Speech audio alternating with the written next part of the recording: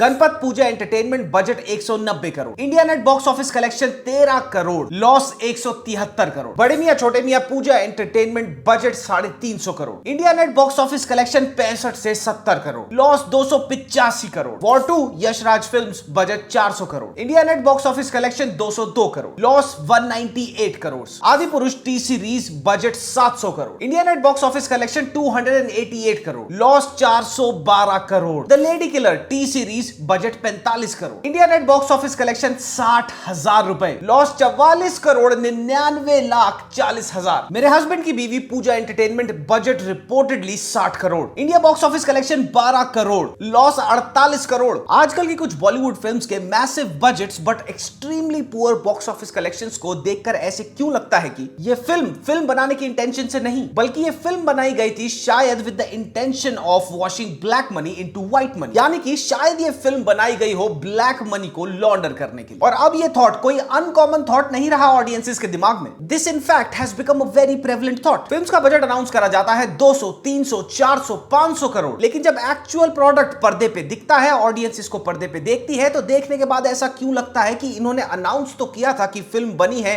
300, 500 करोड़ के बजट पे, लेकिन लगती तो नहीं। आदि पुरुष का बजट बताया गया था 700 करोड़ रुपए, and over 75% of this film was extremely heavily reliant on CGI and VFX work. इस प्रोजेक्ट में से प्रभास की भारी 150 करोड़ रुपए की फीस को माइनस भी कर दिया जाए, तब भी फिल्म की प्रोडक्शन के लिए 550 करोड़ रुपया बचता है। और क्या आदि पुरुष को देख के ये कहा जा सकता है कि ये फिल्म 500 से 550 करोड़ के भारी भरकम बजट पे माउंटेड है? अभी हाल फिलहाल में आई फिल्म वॉर 2 का बजट बताया गया 400 करोड़ रुपए। इस प्रोजेक्ट के लिए ऋतिक रोशन की फीस रिपोर्ट करी गई लगभग 50 करोड़ और जूनियर एनटीआर की 60 से 70 करोड़। अब इस 120 करोड़ के पे आउट को जो इन दोनों हीरोज को मिला, इस प्रोजेक्ट की कॉस्ट में से निकाल भी ले तो भी बचते हैं 280 करोड़। लेकिन वॉर 2 की क्वालिटी को देख के कोई कह सकता है कि ये फिल्म 280 करोड़ या फिर उसके आसपास के बजट पे माउंटेड है? Pooja entertainment one of the most infamous names in the film industry. इनकी Arjun Kapoor and Bhumi Pednekar starrer film मेरे हस्बैंड की बीवी का बजट बताया गया रिपोर्टेडली 60 करोड़ रुपए। अब यहां पे सोचने वाली बात यह है कि भूमि पेडनेकर और अर्जुन कपूर को मिलाकर भी कोई 2.5-3 करोड़ रुपए से ऊपर फी नहीं देगा, और मेरे हस्बैंड की बीवी 60 करोड़ के बजट में बनी है। ये कितना बिलीवेबल है? वाशु भगनानी एंड जैकी भगनानी की पूजा एंटरटेनमेंट ने बिटवीन गणपत, बड़े मियां छोटे मियां, मेरे हस्बैंड की बीवी में कलेक्टिव लॉस उठाया लगभग 506 करोड़ रुपए का। आज से 13 साल पहले यानी कि साल 2012 में वाशु भगनानी पे हुआ था एक स्टिंग ऑपरेशन। इस स्टिंग ऑपरेशन में होती हुई कॉन्वर्सेशन के दौरान वाशु भगनानी ने कुछ ये बातें कही। ब्लैक मनी को कन्वर्ट किया जा सकता है व्हाइट मनी में वाया डिस्ट्रीब्यूशन राइट्स। इन्होंने सामने वाली पार्टी को यह कहा कि आप मेरे इंडिया वाइड डिस्ट्रीब्यूशन राइट्स खरीद लो अपकमिंग फिल्मों के for a sum of 100 crore rupees. इन 100 करोड़ में मैं आपको अपनी 18 फिल्मों के राइट्स दूंगा और हम जो भी प्रॉफिट बनेगा उसको शेयर करेंगे। और फिर उन्होंने कहा कि इस तरीके से आपका काले का धन सफेद का हो जाएगा और आपको इसकी परफेक्ट वैल्यू मिल जाएगी, जिसको कहते हैं डिस्ट्रीब्यूशन राइट।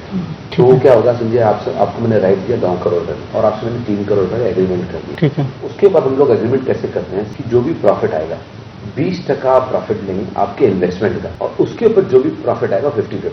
साल 2016 में लीक होते हैं the much infamous Panama papers. In papers में खुलासा होता है about the financial information of over 2,14,488 offshore accounts. और पनामा पेपर्स में सरप्राइजिंगली नाम आता है अमिताभ बच्चन, अजय देवगन एंड ऐश्वर्या राय का। पनामा पेपर्स के लीक के बाद, इन सारे नामों के सामने आने के बाद इंडिया का एनफोर्समेंट डायरेक्टरेट यानी कि ईडी समन करता है ऐश्वर्या राय को। ऐश्वर्या राय पहले 2 समन्स को कंप्लीटली ओवरलुक कर देती हैं and only agrees to cooperate with the ED after the 3rd summon. At the same time enforcement directorate issue करता है multiple notices to the Bachchan family. इन नोटिसेस में उनसे पूछा जाता है about their alleged illegal foreign transactions since the year 2004 under the LRS. LRS stands for Liberalized Remittance Scheme of the RBI. Panama Papers की reports के मुताबिक अजय देवगन ने साल 2013 में ब्रिटिश वर्जिन आइलैंड्स में एक कंपनी थी जिसका नाम था मैरलेबोन एंटरटेनमेंट लिमिटेड। इसके सारे के सारे शेयर्स खरीद लिए थे और इस कंपनी का नाम चमका था ईडी के सामने पनामा पेपर्स में। तो क्या है बॉलीवुड में पॉसिबल तरीके मनी लॉन्डर करने के? क्या थे Panama papers and the Pandora papers जिनको बड़ी ही कन्वीनियंटली कंप्लीटली भुला दिया गया। क्या फिल्मों के बजट्स बड़े इंसेनली इन्फ्लेट करे जाते हैं to get tax breaks? Anees Bazmee और अनुभव सिन्हा 2012 के एक स्टिंग ऑपरेशन में ब्लैक मनी के बारे में क्या बातें करते पकड़े गए थे? क्या होता है एक फिल्म को फैंटम प्रोड्यूस करना? आज इन्हीं सारे पोटेंट सवालों पे, जो ऑलमोस्ट आज की हर फिल्म देखने के बाद हर किसी के दिमाग पे होते हैं,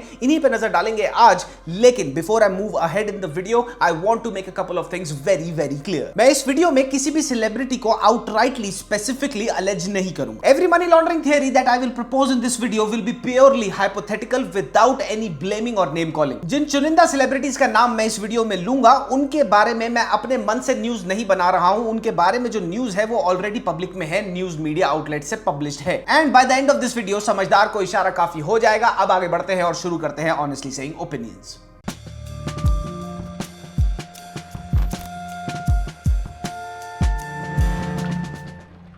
तो सबसे पहले बात करेंगे सबसे इंपॉर्टेंट क्वेश्चन पे, जो कि है कि क्या है वो मोस्ट प्रोबेबल तरीका जिसके थ्रू एक प्रोड्यूसर बॉलीवुड में अपने काले का धन सफेद का कर सकता है। Let me say this again, ये मोस्ट प्रोबेबल वे हो सकता है या तो फिर one of the most probable ways हो सकता है, बट जनरली ऐसे ये चलता है। फॉर एग्जाम्पल, बॉलीवुड के प्रोड्यूसर के पास 100 करोड़ की ब्लैक मनी पड़ी है। अब इस 100 करोड़ की ब्लैक मनी को किसी भी फिल्म की प्रोडक्शन में इन्वेस्ट करने से पहले इसको वॉश करना पड़ेगा, यानी कि इस ब्लैक मनी को व्हाइट में कन्वर्ट करना पड़ेगा। और व्हाइट में कन्वर्ट क्यों करना होगा? क्योंकि इस प्रोड्यूसर के सर पे अगर कल को कोई सरकारी इंक्वायरी बैठ जाती है, तो इस प्रोड्यूसर को लीगल प्रूफ्स के साथ सरकारी एजेंसीज को यह प्रूव करना होगा कि 100 करोड़ जो मैंने इस फिल्म के बजट में लगाए, वो 100 करोड़ मेरे पास आए कैसे। अब इस 100 करोड़ की ब्लैक मनी को जो प्रोड्यूसर के पास पड़ी है, इसको मल्टीपल हवाला के राउट्स के थ्रू फॉरेन कंट्री में एग्जिस्ट कर रही मल्टीपल छोटी छोटी शेल कंपनीज में पोर्ट कराया जाएगा। और ये कंपनीज जनरली उन देशों में पाई जाती हैं जहां पे टैक्स हेवन लॉज होते हैं, यानी कि कोई भी ज्यूरिसडिक्शन नहीं लगती भारत सरकार की वहां पे जाके इंक्वायरी करने की। फिर ये शेल कंपनीज जिनके पास प्रोड्यूसर का 100 करोड़ ब्लैक मनी का आ चुका है, ये शेल कंपनीज फिर इस पैसे को एक बार और रीराउट करेंगी उन शेल कंपनीज में जो यही प्रोड्यूसर ओवरसीज लीगली ओन करता है। अब आप सोचेंगे कि ये प्रोड्यूसर की शेल कंपनी जो फॉरेन कंट्री में है, ये ऐसा क्या करती है, ऐसा क्या सर्विस प्रोवाइड करती है जिसके कारणवश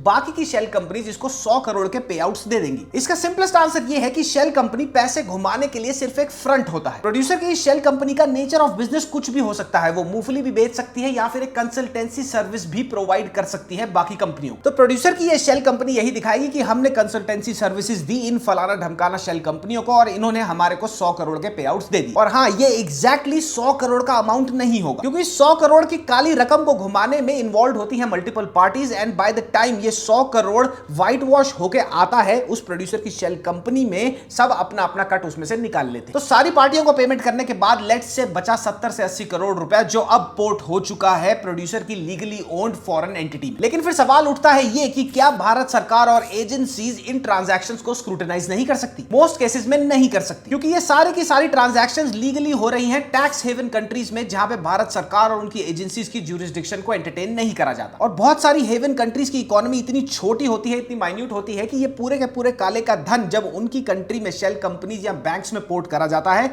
तो वो रेगुलेट होने लग जाता है उनकी इकोनॉमी में और उनका एक प्रोमिनेंट हिस्सा बन जाता है। इसीलिए इन टैक्स हेवन या फिर हेवन कंट्रीज की जो सरकारें होती हैं, वो कभी भी डिस्क्लोज करती ही नहीं है कि ये ट्रांजैक्शंस क्या हैं, या फिर दूसरी कंट्री को ज्यूरिसडिक्शन नहीं देती यहां पे आके स्क्रूटिनाइज करने के लिए। तो अब इस पॉइंट तक प्रोड्यूसर का जो इंडिया में 100 करोड़ का काले का धन पड़ा हुआ था, उसको हवाला के राउट के थ्रू दूसरी कंट्री में पोर्ट करा गया, उसको वॉश करा गया, और अब वो पैसा पड़ा हुआ है उसी प्रोड्यूसर की लीगली ओन्ड शेल कंपनीज में इन दैट कंट्री। अब इस पैसे को फॉरेन कंट्री से इंडिया लाया जाता है फिल्म में इन्वेस्टमेंट बताकर, और यहां से शुरू होता है इन्फ्लेटेड कॉस्ट ऑफ प्रोडक्शन का गेम। लीड एक्टर्स की फीस, सपोर्टिंग कास्ट की फीस, एंड मोर इंपॉर्टेंटली जहां आजकल सबसे ज्यादा इन्फ्लेटेड कॉस्ट दिखाई जा रही हैं, वो है सीजीआई और VFX work. That is why आपने नोटिस किया होगा, कह तो देते हैं कि ये हमने फिल्म के अंदर 300-350 का वीएफएक्स वर्क किया है, लेकिन जब फिल्म रिलीज होती है तो वो वीएफएक्स वर्क 10 से 15 करोड़ से ज्यादा का नहीं लगता। These are the particular avenues जहां पे सबसे ज्यादा कॉस्ट को इन्फ्लेट करा जाता है वाया द प्रोड्यूसर्स। इसको मैं आपको लेमैन टर्म में बता देता हूं। 20 से 50 रुपए का सामान या फिर सर्विसेज ली और उनके अगेंस्ट बिल कितने के बनवाए? 250 से 400 से 500 रुपए के। और यही कॉस्ट को इन्फ्लेट करने की प्रैक्टिस फॉलो करी जाती है क्रू, प्रोडक्शन क्रू की लॉजिंग और फूड एक्सपेंसेस के लिए, and nearly everything tangible that goes into the production of a film. और ये कंपनीज जो इन्फ्लेटेड बिल्स बना के दे रही हैं प्रोड्यूसर को, इन कंपनियों में कहीं ना कहीं या तो प्रोड्यूसर का कोई ना कोई स्टेक होता है, या तो ये पार्ट ओनर होता है, या तो फिर ये बड़ी ही तगड़ी सांठ गांठ में होती है प्रोडक्शन के साथ। ये सारा का सारा नकली बिल बना के कॉस्ट इन्फ्लेट करने का खेल एक एकता कपूर ने खेला था और ये आईटी डिपार्टमेंट की रेड में नोटिस में भी आया था।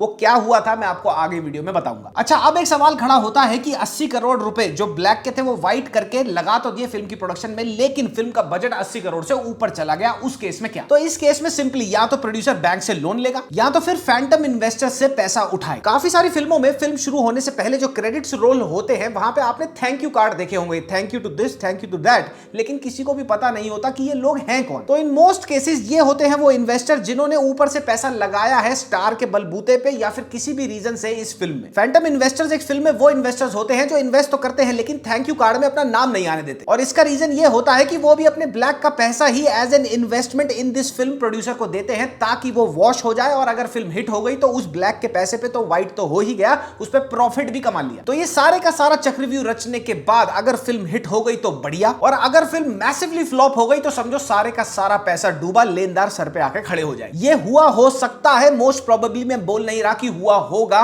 With Pooja entertainment after the massive flops of BMCM, Ganapath and मेरे हस्बैंड की बीवी। Now let me blow your mind by telling you this कि फिल्म के फ्लॉप हो जाने के बावजूद भी प्रोड्यूसर का फायदा हो सकता है। Let me tell you how. For example, एक हाइपोथेटिकल सिचुएशन में फिल्म बनती है 50 करोड़ की लागत में, और ये 50 करोड़ ब्लैक का व्हाइट करा हुआ पैसा है, जैसे मैंने आपको एक्सप्लेन किया था इनिशियली वीडियो। मीडिया में ये रिपोर्ट करा जाता है कि ये प्रोड्यूसर 100 करोड़ की फिल्म बना रहे हैं जबकि लागत है असली 50 की। अब लेट से ये फिल्म रिलीज होती है और बॉक्स ऑफिस पे फ्लॉप हो जाती है। सबको पता लगता है कि 100 करोड़ लगे थे, पिक्चर ने कमाए 70 करोड़ रुपए, यानी प्रोड्यूसर को 30 करोड़ का लॉस हुआ। अब फिल्म तो ऑफिशियली दुनिया की नजरों में फ्लॉप हो गई with 30 crore loss, but producer ने तो एक्चुअली इन्वेस्ट करे थे 50 करोड़ और 70 करोड़ उसने बना लिए, यानी कि producer still made a profit of 20 crore rupees. दुनिया को लग रहा है लॉस हुआ है लेकिन हुआ प्रोड्यूसर को प्रॉफिट है। And this is how, this is actually a different face of cost inflation and what it can do and how it can do wonders for a producer. और ये 100 करोड़ का मीडिया के थ्रू जो budget दुनिया को बताया गया है, इसको सपोर्ट भी करा जाएगा बाय मेकिंग फेक बिल्स। और अब सुनो, खाली 50 करोड़ पे फ्लॉप घोषित होने के बावजूद भी प्रॉफिट ही नहीं हुआ प्रोड्यूसर को। खाली इस हुए प्रॉफिट पे पहली बात तो वो सरकार को कोई टैक्स नहीं देगा सिंस इट्स अ लॉस, और अगर ये प्रोड्यूसर अपनी नेक्स्ट फिल्म में 50 करोड़ का लेट्स से प्रॉफिट बना लेता है तो इन दैट केस ये producer carry forward of losses दिखाकर अपने नए प्रोजेक्ट के वाया कमाए गए 50 करोड़ के प्रॉफिट पर टैक्स नहीं देगा। ये टैक्स देगा सिर्फ 20 करोड़ पे, क्योंकि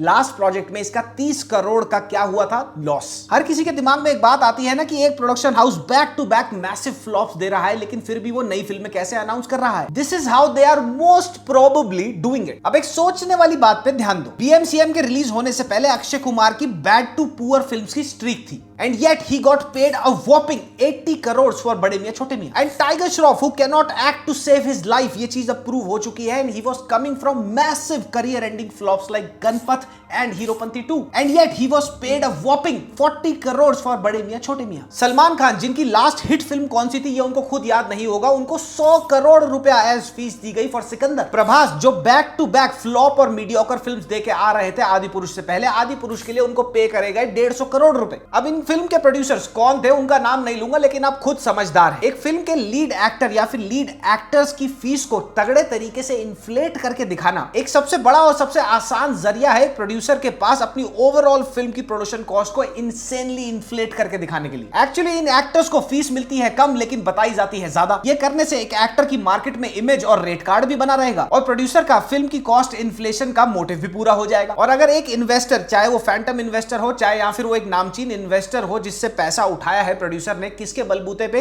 एक बड़े स्टार के बलबूते पे जो उसकी फिल्म में होगा, और यही प्रोड्यूसर इन्वेस्टमेंट लेने के बाद एक्टर को आगे फीस दे रहा है कम, तब भी तो प्रोड्यूसर का ही फायदा है। अगर फिल्म मैसिवली फ्लॉप भी हो जाती है तो कहीं ना कहीं थोड़ा बहुत प्रॉफिट मार्जिन प्रोड्यूसर का सेफगार्डेड हमेशा रहेगा ही। ये थी मेरी एक most probable hypothetical explanation of how obviously they are rerouting the money. लेकिन इन तरीकों के अलावा, इन राउट्स के अलावा और भी बहुत सारे राउट्स और तरीके हो सकते हैं जिनको डिसाइफर करना टेक्निकली इंपॉसिबल है, क्योंकि उसमें जो लेयर्स ऑफ सीक्रेसी हैं वो इंपॉसिबल टू डिसाइफर है। लेकिन आए गए दिन इतनी बड़ी बड़ी बजट की फिल्में अनाउंस होती हैं और जब वो फिल्में रिलीज होती हैं तो लगता ही नहीं कि उनमें इतना पैसा लगा होगा जितना इन्होंने अनाउंस किया है। तो ये किस तरफ पॉइंट करता है? तो ये तो हो गई बात प्रोबेबल मनी लॉन्ड्रिंग की। अब बात करते हैं, नजर डालते हैं one of the most controversial things to ever happen in the past decade, और वो थे the Panama and the Pandora papers और उनका बॉलीवुड से क्या रिलेशनशिप। साल 2016 में लीक हुए थे the very infamous Panama papers. Papers. Panama papers का तो फिर भी नाम हुआ था, लेकिन पनामा पेपर्स के 4 साल के बाद यानी कि साल 2021 में उससे भी बड़ी एक फाइनेंशियल लीक हुई थी जिसका नाम हुआ था पेंडोरा पेपर्स। ये मैं अपनी तरफ से बना के नहीं बोल रहा, ये बहुत ही पब्लिक पब्लिश्ड न्यूज है कि इन पेपर्स में, पनामा पेपर्स में नाम आया था बच्चन परिवार का और अजय देवगन का। पनामा पेपर्स में इनिशियली ये तो सामने आया ही था कि इन तीनों पार्टीज की ऑफशोर होल्डिंग्स हैं, लेकिन उन पेपर से ये तक क्लियर हो गया था कि इन तीनों पार्टीज की जो ऑफशोर होल्डिंग्स हैं उसको मैनेज भी एक ही कंपनी कर रही है जिसका नाम था मोसैक फोंसेका। लेकिन इस खुलासे के बाद जो भी भारत सरकार की एजेंसीज ने, जो भी कंसर्न्ड एजेंसीज थी, उन्होंने जो इन्वेस्टिगेशंस खोली इन तीनों पार्टियों के अगेंस्ट, वो एक डेड एंड में ही एंड हुई। And that was majorly because, most logically because no trails were left and everything was done very smartly. Mossack Fonseca के कुछ क्लाइंट्स जिनका नाम पनामा पेपर में आया था वो दुनिया के सबसे हाई प्रोफाइल लोग थे और उनमें से कुछ को तो जेल भी हुई थी। पेंडोरा पेपर्स में जैकी श्रॉफ का नाम निकल के आया था। ये पता चला था कि जैकी श्रॉफ की मदर इन लॉ के नाम पर एक बहुत बड़ा ट्रस्ट फंड है न्यूजीलैंड में, और जैकी श्रॉफ इस ट्रस्ट फंड में एक बहुत हैवी इन्वेस्टर तो थे ही, लेकिन साथ ही साथ वो इस ट्रस्ट फंड के सबसे बड़े बेनिफिशियरी भी थे। और ये ट्रस्ट फंड जो न्यूजीलैंड में था और ऑपरेट हो रहा था जैकी श्रॉफ की मदर इन लॉ के नाम पे, ये फ्लैग क्यों हुआ, ये नजरों में क्यों आया? क्योंकि इस ट्रस्ट फंड का लिंक था कुछ स्विस बैंक्स अकाउंट से। इस इन्वेस्टिगेशन का भी कोई लेजिटिमेट एंड नहीं हुआ, क्योंकि इसका सबसे लॉजिकल रीजन ये है कि जस्ट बिकॉज किसी का पैसा स्विस बैंक में पड़ा हुआ है उसका मतलब ये नहीं होता कि वो पैसा इलीगल है, काले का है, या फिर वो मनी लॉन्ड्रिंग के इंटेंशन से वहां पे डिपॉजिट कराया गया है। बहुत सारे और रीजन भी होते हैं स्विस बैंक्स को यूज करने के। अनीस बाग में अनुभव सिन्हा और वाशु भगनानी, ये तीनों तो स्टिंग ऑपरेशन वीडियोस पे हैं, ब्लैक मनी ट्रांजैक्शन को सजेस्ट करते हुए और डिमांड करते हुए। जितना क्या कहना है, जितना क्या कहना है वो मुझे कोई प्रॉब्लम। मैंने उनको क्या बोला, अभी आप 2 वीडियो और 2 कैश कर दे दो, 4 अभी दे दो, बाकी रंग को दे दो। देखिए 10 शेयर अगर आप देंगे आज की डेट में 8 शेयर को कैश देना पड़ेगा, 2 शेयर में चेक देना पड़ेगा कम से कम। आपने 5 रुपए लगाया, मैंने आपसे मान लीजिए 1 साल के लिए 5 रुपए लिए, ठीक है, और मैं आपको बता दूंगा कि आपका 5 रुपए में ये 2 पिक्चर लगाना, ठीक है, 1 साल में इस 5 का 6 तो मैं दूंगा ही नहीं। इन दोनों फिल्मों की सक्सेस में से 10% आपका, प्रॉफिट शेयरिंग आपका। ऐसा भी होता है सर कि कंपनियां पैसे लगाती हैं लेकिन कंपनियां फिर भी नाम नहीं लेती पोस्टर वोस्टर। जैकलिन फर्नांडिस तो कहीं अरसे से ईडी के रेडार पे है as an accomplice to Sukesh in money laundering cases. साल 2011 में प्रियंका चोपड़ा और कटरीना कैफ के घर इनकम टैक्स डिपार्टमेंट की रेड हुई थी in relation with tax evasion, but इस केस में भी कुछ नहीं मिला। साल 2013 में एकता कपूर की 1 नहीं 2 नहीं 7 प्रॉपर्टीज पे इनकम टैक्स डिपार्टमेंट ने रेड मारी, और इस रेड में आईटी ने अपनी फाइंडिंग्स के बाद यह क्लेम किया कि एकता कपूर ऐसे बिल बना के ऐसे स्टाफ को पेमेंट्स दे रही थी, छोटी मोटी नहीं बड़ी बड़ी, जो स्टाफ कभी एग्जिस्ट ही नहीं करता। मल्टीपल 10-10 हजार रुपए की per day payments to writers करी हुई थी, उन राइटर्स को जो एग्जिस्ट ही नहीं करते। सलमान खान के घर रेड हुई थी आज से 25 साल पहले इनकम टैक्स डिपार्टमेंट की, साल 2000 में। संजय दत्त का घर रेड हुआ था साल 2012 में। माधुरी दीक्षित, अनुराग कश्यप और तापसी पन्नू, इन सब के घर पे भी आईडी ने छापे मारे। अभी सारे छापे मारे गए थे in relation to tax evasion. अब मैं ये नहीं कह रहा कि इन्होंने टैक्स इवेड किया है, लेकिन अगर आईटी इतनी जबरदस्त लोगों के, इतने नामचीन, इतने पावरफुल लोगों के घर पे टैक्स रेड्स मार रही है तो कुछ तो कहीं ना कहीं आग लगी होगी जो धुआं उठाए। और अगर टैक्स इवेजन करी जा रही है, वहां से जो पैसा टैक्स ना देके बचाया जा रहा है वो कहां पे पार्क हो रहा है? वो ऑफशोर अकाउंट्स में पार्क हो रहा है। और जैसे कि मैंने इनिशियली वीडियो में आपको बताया था, उस पैसे को इंडिया रूट करा जा रहा है इन प्रोडक्शंस ऑफ फिल्म्स। और ये प्रैक्टिस खाली बॉलीवुड की चप्पल छाप फिल्मों में ही नहीं, बहुत ज्यादा प्रेवलेंट हो सकती है साउथ की गोबर छाप फिल्मों में भी। फॉर एग्जाम्पल, गोट बनी थी 400 करोड़ के भारी बजट में और इंडिया नेट कलेक्शन थी उस फिल्म की 292 करोड़। गंगूबा 300 करोड़ की लागत पे इंडिया नेट पे कमा के गई थी सिर्फ 70 करोड़। हरिहरा वीरमल्लू का बजट बनाया गया था 300 करोड़ और उस फिल्म ने 90 करोड़ भी नहीं कमाए इंडिया नेट। रामचरण की गेम चेंजर, जिसका सबसे टॉक्सिक पीआर चलाया गया था, उसका बजट बताया गया 350 करोड़, लेकिन वो पूरी की पूरी picture India net box office पे सिमट गई मात्र 131 करोड़ रुपए। कनप्पा का बजट बताया गया 200 करोड़ रुपए और वो फिल्म घसीट पसीट के भी 32 करोड़ नहीं बना पाई। तो ये प्रोड्यूसर आगे भी फिल्में बना रहे हैं, ऐसा तो है नहीं कि इतनी भारी लॉस मेकिंग फिल्म बनाने के बाद ये 10-12 साल के लिए गायब हो गए हों, क्योंकि लॉस भी तो 200, 300, 400 करोड़ का हो रहा है। ये पिक्चरें बना कैसे रहे हैं, लॉस बियर कर कैसे रहे हैं, जैसे मैंने एक्सप्लेन किया, शायद वैसे। तो ओवरऑल मैं ये क्लेम नहीं कर रहा, मैं किसी की तरफ फिंगर नहीं उठा रहा कि ये प्रोडक्शन हाउस मनी लॉन्डर कर रहा है या फिर ये बंदा इसमें ये काम कर रहा है। मैं सिर्फ एक हाइपोथेटिकल सिचुएशन बता रहा हूं। और ये सारे के सारे सवाल जिन पे हमने नजर डाली इस वीडियो में, आज ये हर किसी के दिमाग में है इतनी बड़ी बड़ी बजट की फिल्मों को देखने के बाद। फिल्मों के बजट इतने बड़े होते हैं लेकिन almost all of the times the actual product fails to justify the cost. तो मनी लॉन्ड्रिंग हो या ना हो, टैक्स इवेजन हो या ना हो, और कॉस्ट इन्फ्लेशन हो या ना हो, लेकिन एक बात तो बहुत पुख्ता है और सबके सामने विजिबल है, और वो बात ये है कि बहुत सारी फिल्में जिनका बजट बहुत ज्यादा एक्सट्रीमली बड़ा बताया जाता है